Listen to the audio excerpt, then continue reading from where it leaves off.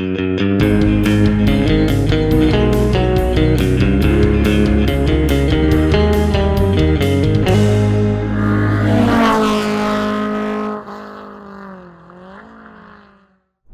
everybody, it's Charlie from Daily Motor. Today we're out driving the 2021 RAV4 Prime. This has been a tough car for me to review. There's a lot I like about it, but this plug-in hybrid powertrain along with the top-level trim coming in at nearly $50,000 does raise some interesting points for future ownership value. So let's get right on into it. Sporting a gasoline motor and a decently sized battery with 2 electric motors, this is just about the most versatile vehicle you can buy in 2021 in terms of powertrain. You got all-wheel drive, you got battery power, you got gas power, you got a decent ride height, a little bit of off-road chop. And yes, technically it's fast. You throw it into sport mode, you get both the gas motor and the electric motors whirring up, and this thing will pull.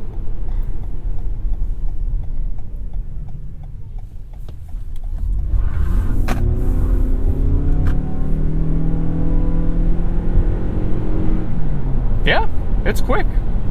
But all electric vehicles are fast. I mean, you get in a Chevy Bolt and floor it, and as long as those front tires can hook up, you really feel like you're driving a fast car. So this thing puts down good numbers, but realistically, no one's buying this to be a sports car. They're buying it for, presumably, daily driving. How does it do with that? Really, really well.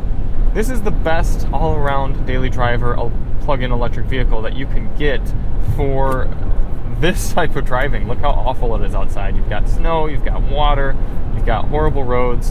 The RAV4 with its good suspension, good tire width, and ride height all equate to a go anywhere, do anything type of vehicle.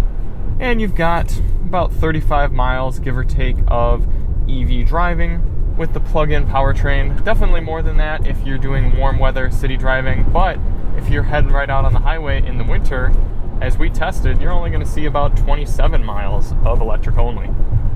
The big difference between this and a fully electric vehicle is Toyota designed the RAV4 Prime for an owner who doesn't want to be geeking out and hyper-analyzing their driving and ownership experience. They don't want to be hypermiling. They don't want to be strategically planning road trips around chargers and taking into account wind speed and temperature, both inside and outside of their cabin, and weight in their vehicle and tire pressures, just to know that they can make it to a certain charger and know how slow they have to go just to get there. The RAV4 Prime, you plug it in at home, even if you only have a 120 outlet, if you don't install a 240, you're probably going to have a full charge when you go out to work in the morning. You're going to have 30 to 40 miles to get wherever you're going, and then if you do more driving than that, gas engine pops on. So anyone who really wants a futuristic driving experience, that next level, what really feels like an advancement in vehicle technology, the Prime isn't really for you.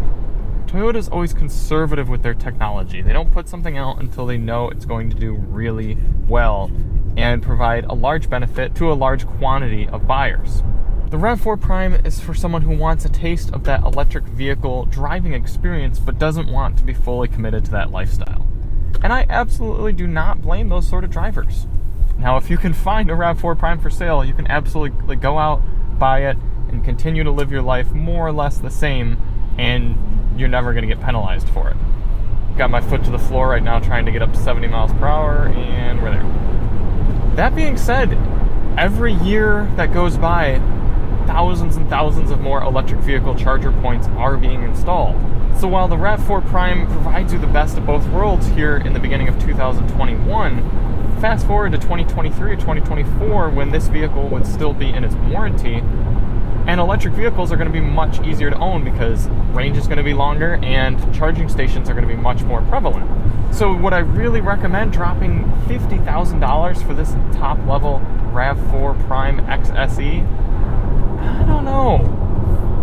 I think you'd be a little bit better off either buying a base SE RAV4 Prime if you don't need all the gizmos, the heated and cooled seats, wireless device charger, the top level JBL audio system, which is quite good. Check the link in our description if you want to see more on that.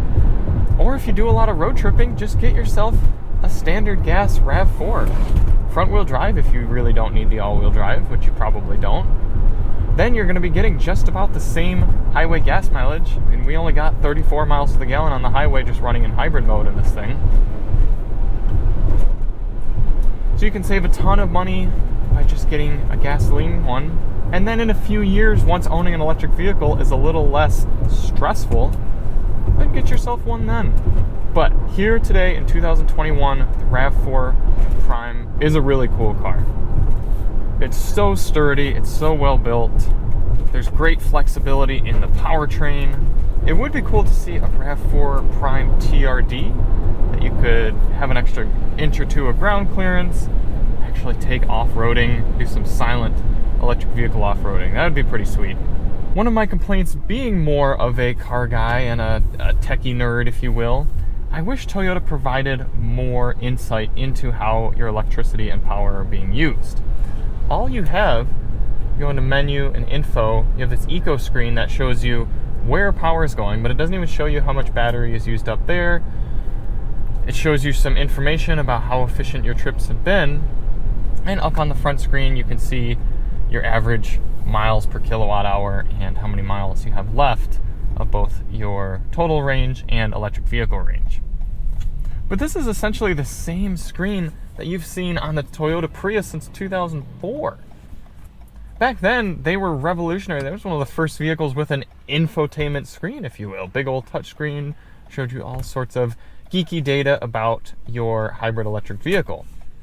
Nowadays, whether it's from Chrysler or from Tesla or from Hyundai or from Chevy, you can see very detailed, nicely laid out graphics on how much power is being used by your climate, by your powertrain, by heated seats, by accessories.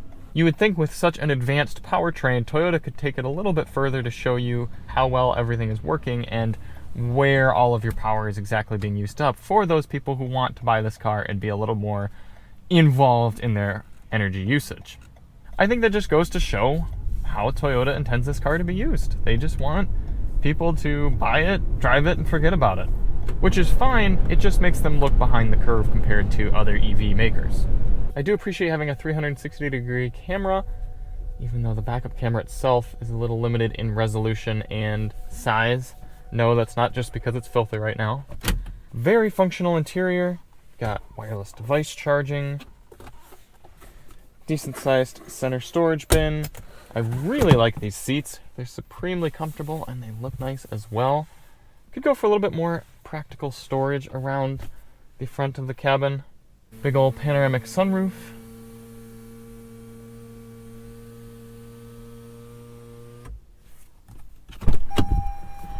Taking a look outside, I do think the looks are sharp.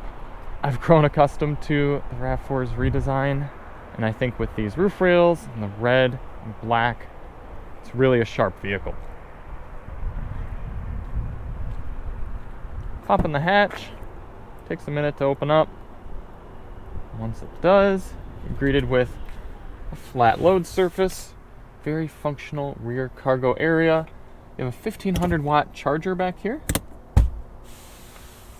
Not much underfloor storage, but you do get a spare tire, which is nice. You can reach up and fold the seats. Easier to do it from here. Fairly flat surface. It's nice that they have fabric covering that gap. And it opens up to a decently large storage area.